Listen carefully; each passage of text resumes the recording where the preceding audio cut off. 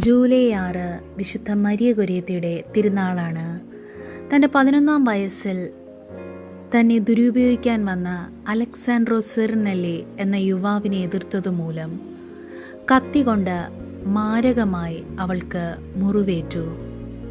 മരണത്തിനു മുൻപ് തൻ്റെ ഘാതകനോട് ക്ഷമിക്കുകയും അലക്സാൻഡ്രോ മാനസാന്തരപ്പെട്ട് ക്രിസ്തുവിനെ അറിയണമെന്ന് തീവ്രമായി ആഗ്രഹിക്കുകയും ചെയ്തു. അവൾ മരിച്ചു. അലക്സാൻഡ്രോ ജയിലിലുമായി. സ്വപ്നത്തിൽ മരിയ അലക്സാൻഡ്രോയ്ക്ക് പ്രത്യക്ഷപ്പെട്ട് ലില്ലിപ്പൂക്കൾ കൊടുത്തു. ഇത് അലക്സാൻഡ്രോയുടെ ജീവിതത്തിൽ മാനസാന്തരത്തിന് കാരണമായി. ജയിലിൽ നിന്നിറങ്ങിയ ശേഷം അദ്ദേഹം ഒരു കപ്പൂച്ചിൻ ലേ ബ്രദറായി മാറി. നമുക്ക് പ്രാർത്ഥിക്കാം. വിശുദ്ധ മരിയ ഗൊരിയത്തിയെ ഞങ്ങളെ വേദനിപ്പിച്ചവരോട് പൂർണ്ണമായി ക്ഷമിക്കുവാനുള്ള കൃപ സ്വർഗത്തിൽ നിന്ന് ഞങ്ങൾക്ക് വാങ്ങിച്ചു തരണമേ.